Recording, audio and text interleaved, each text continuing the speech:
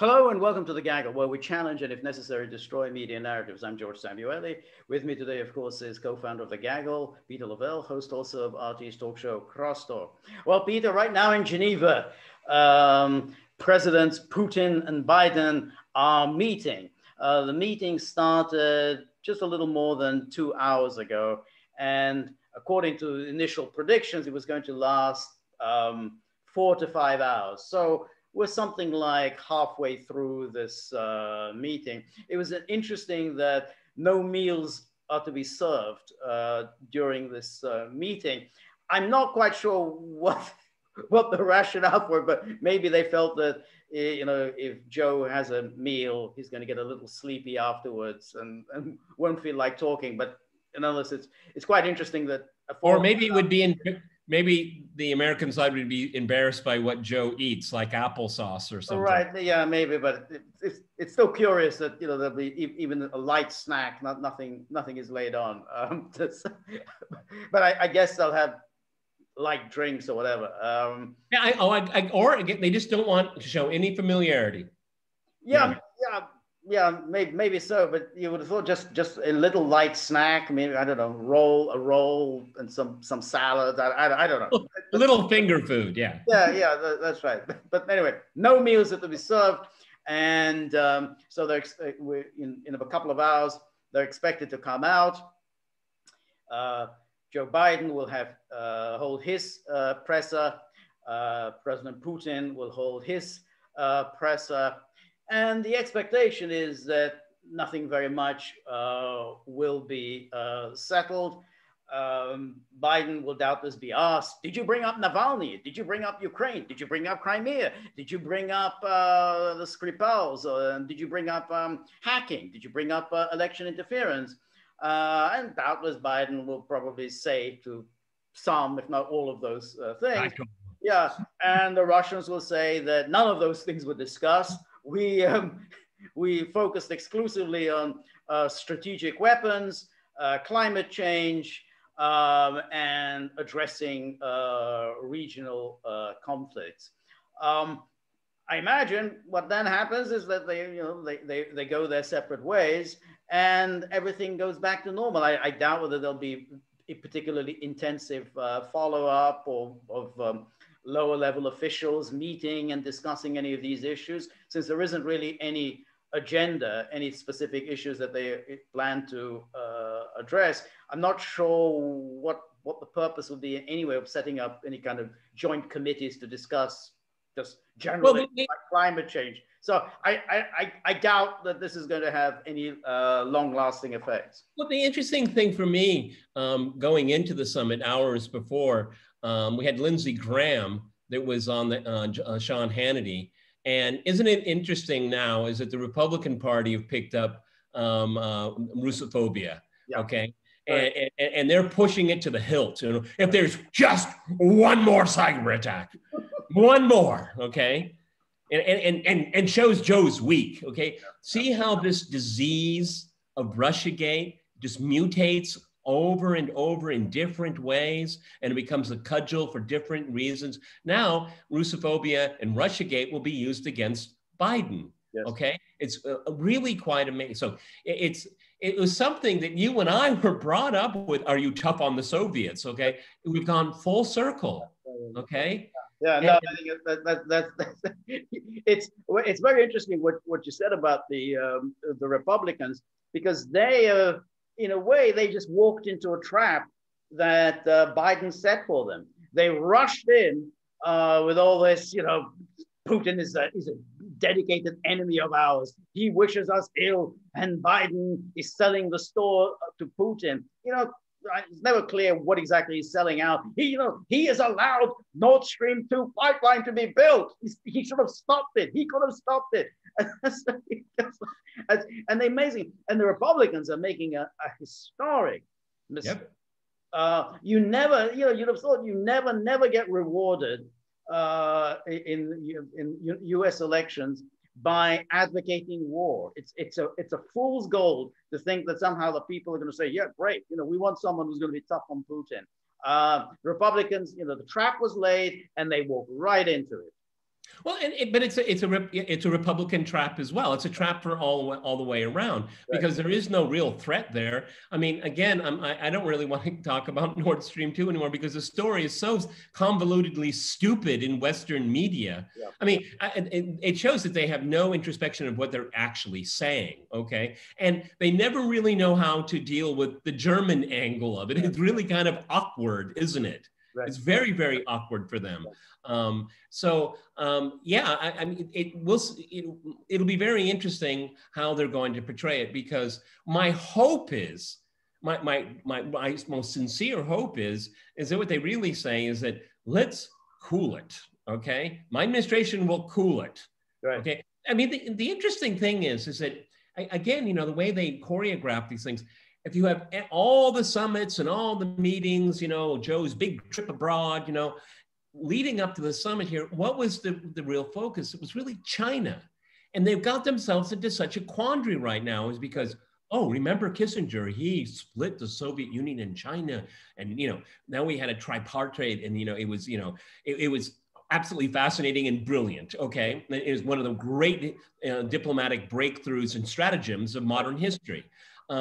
And they've painted themselves in a corner and deleted that possibility. I mean, they're seriously thinking about it now, George. I mean, they've been out to lunch for almost 20 years. 20 years. I mean, the friendship agreement was signed in 2001. So this is the 20-year anniversary.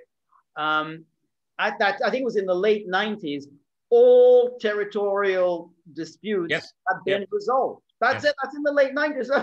So again, U.S. policymakers are living in this bizarre kind of time warp where they haven't even followed it. There are no disputes between Russia and China. If you read that the transcript of that interview between Putin and the NBC journalist, he kept talking about, well, what would you do if China invaded Taiwan? And then Putin asked, "Well, is China planning on invading Taiwan?" I don't know. No one told me.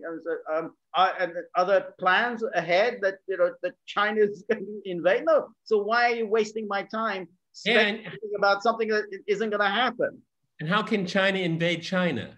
Right. Well, but that was the thing. They say, well, as if somehow, do you trust China? There was, I think, a reporter asked some variant on that question. Do you trust China? I said, yeah, I mean, our relationship with China is so close. We don't have any threats at all emanating from China. We never worry about anything that China is doing. So the whole idea that, well, do you trust China? Well, why should I not trust China? I mean, it's not doing anything to threaten us. Since you were going the recent past, I'm very critical, you are very critical of the presidency of Boris Yeltsin, and for many, many good reasons. Right. One thing he did is his developing relationship with China, and also Central Asia, where it was a natural area of competition. And they basically said, no, we're not going to compete. We're going to cooperate in this area. Right. So here we go. I'll go backwards here for everyone. So you have from the West, Russia, all through Central Asia, going into China and Siberia. You know what that is, folks? That's the future of the economic world right there, okay? And cooperate. So does Russia have a political model it's trying to export like the Soviet Union did? No. Does China do it? No. Is there any, what's the term I want? Conditionality? No. Okay.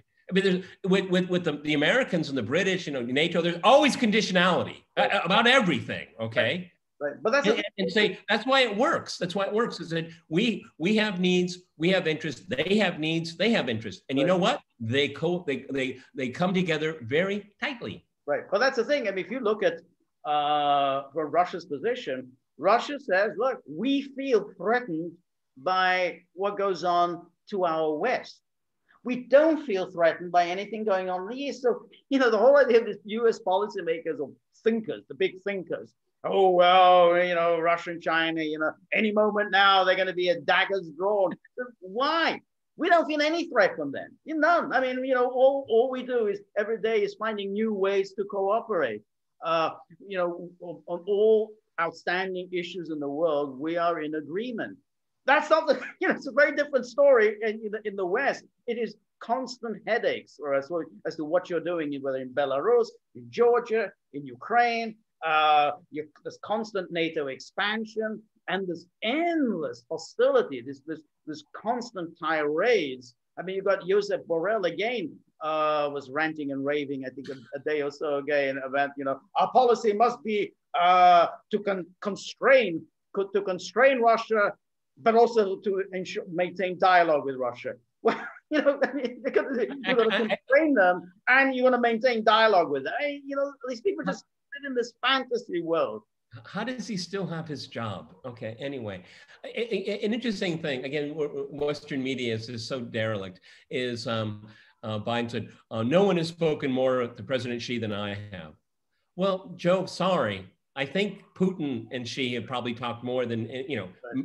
They're the major leaders that have talked the most right. on a very, very regular right. basis.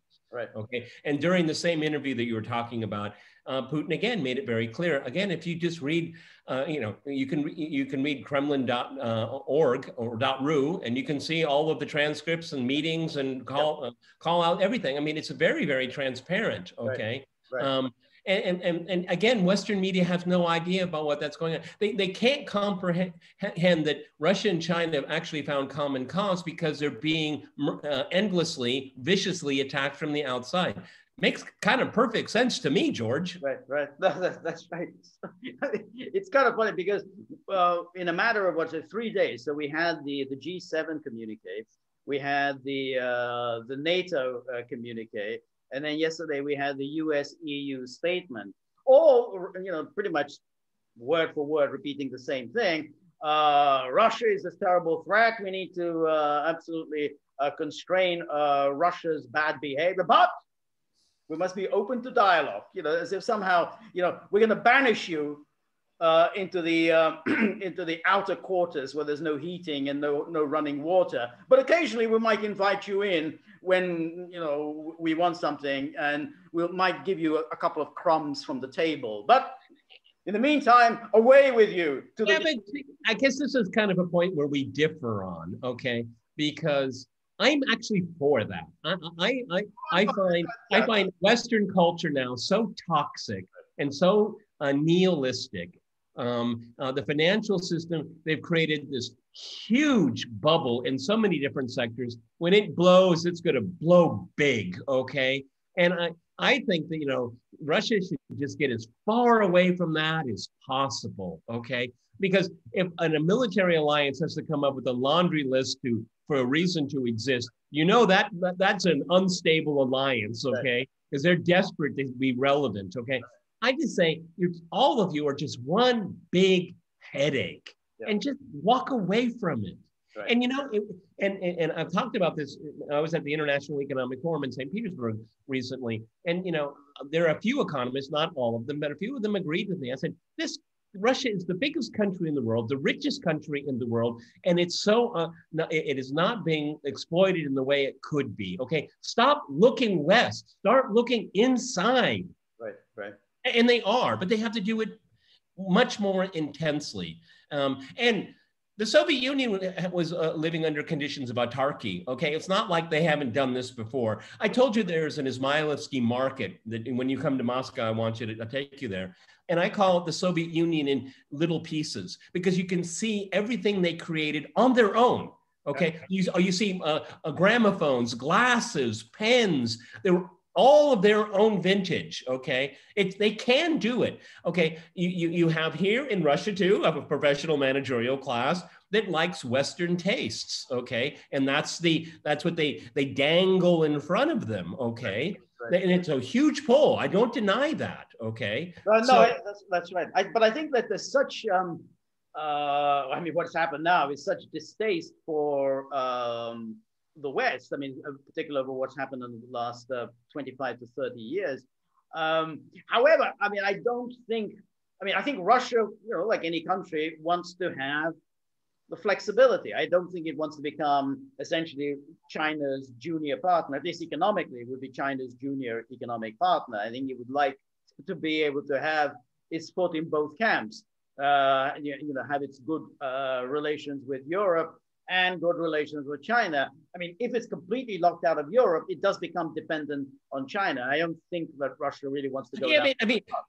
I'm agreeing to maybe kind of flipping the coin here. Instead of the West saying, well, maybe we'll throw you a crumb every once in a while. I'm not against the Russians saying, if you want to engage us in a reasonable, mutually profitable way, hey, why not? But if you're going to come and just bring a lecture, sorry, we've already done that. That we saw that movie, we didn't like it, okay? No. And so you don't have, but I mean, if it's going to be cybersecurity, it's going to be dealing with climate, if it's and all kinds of trade, sure, why not? But if you want to politicize everything, right, then you came to the wrong person. And oh, by the way, Russia is the largest European consumer market. Okay, don't forget that. Okay, right. It's very interesting that if you read the Western media, if you read the statements of Stoltenberg in the G7 and so on.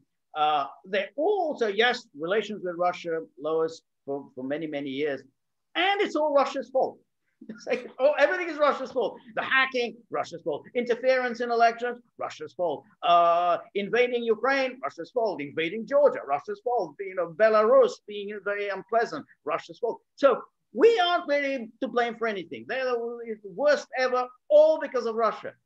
Well, if that's the attitude, then yeah, there's really there really isn't anything to talk about. And that's why I don't think much is going to come out of this, because I don't think Biden or any of the people around Biden will ever accept that in any way the United States, NATO, Europe have done anything wrong. Because they're informed by their ideology. Their ideology tells them that Russia is the other. They are not neoliberal. They're primitive. They're background and backward, and it's all because of that. Okay, and when Putin's gone, everything will be better. Okay, this is just it's like thinking like a child. Okay, now I mean we have to remember, we've talked about this before. They really abhor the fact that Russia is a conservative country. Okay. And it isn't going down all this woke. I mean, Russians just think this is the West is full of kooks. Okay, and this is kooky stuff. And I can tell you, living here, people look at it and it's like, wow, like a voyeur, like looking at it, like what now? I think that's but not here. Oh, we don't. That's not what we do here.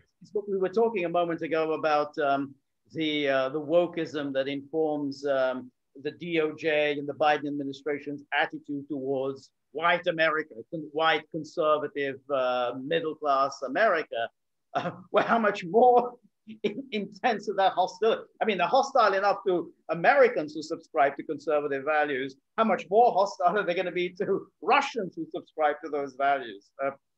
So there is that ideology. I mean, Hungary is in this sort of similar situation. I mean, Hungary is, of course, a very small country, but it just drives them up the wall that Hungarians subscribe to these very conservative values that, incidentally, they seem conservative, but would have been the norm in Europe 50, 60 years ago. I mean, they just passed legislation banning homosexual advocacy for children. But I remember in the UK used to pass legislation like that, back in the 1980s, again, banning advocacy for homosexuality or transgenderism to children.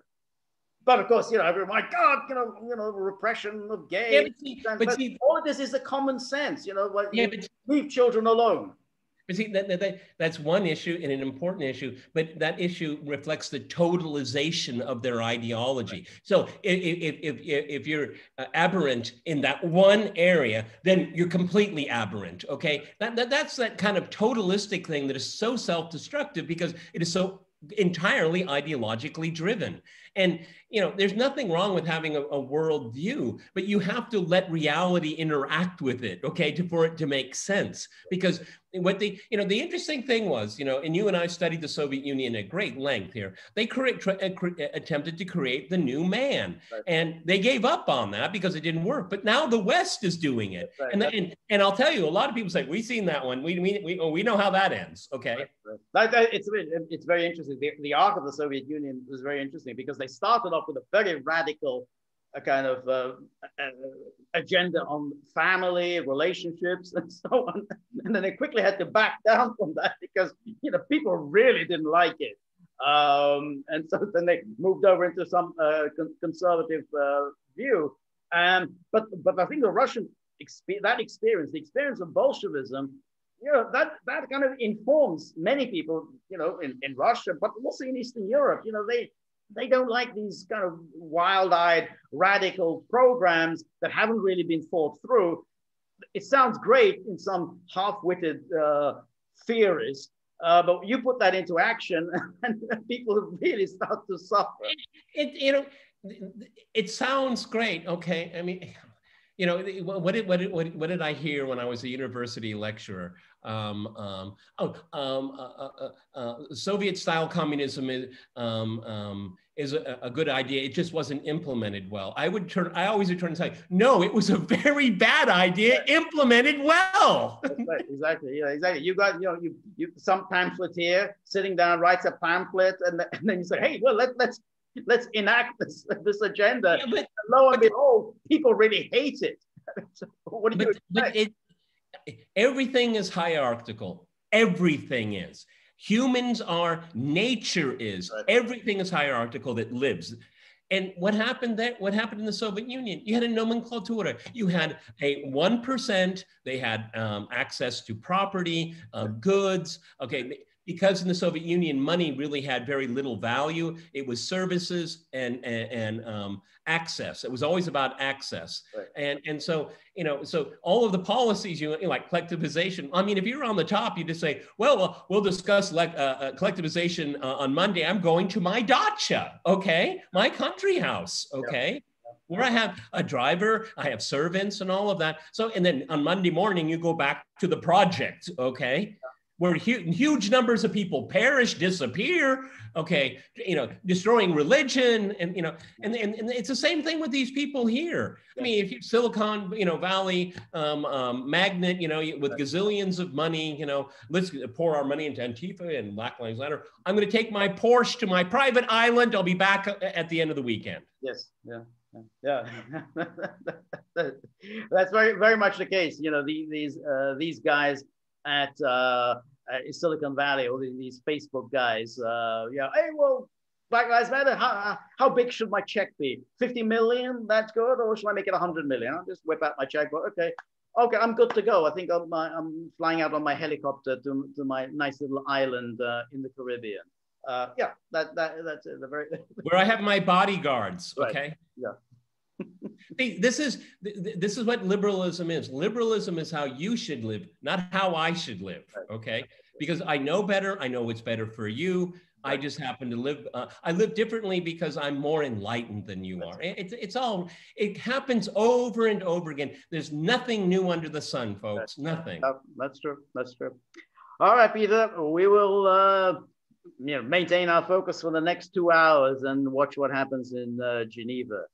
And we're on we're on Locals, so please go to thegaggle.locals.com. There's a tip jar at money. Part of it goes to George and I, but the lion's share goes to my Chihuahua buddy. Okay, that's a lion's share. If you believe that, I still have some condominiums on Mars to sell you. Okay, if you can help us, we'd really appreciate it. Okay. Well, I might help myself to some of that money. I don't think it should all go to Buddy, but. So we're also on Rumble. Look us up there. And if you like the gaggle, please like, share, and subscribe. See you soon. Bye.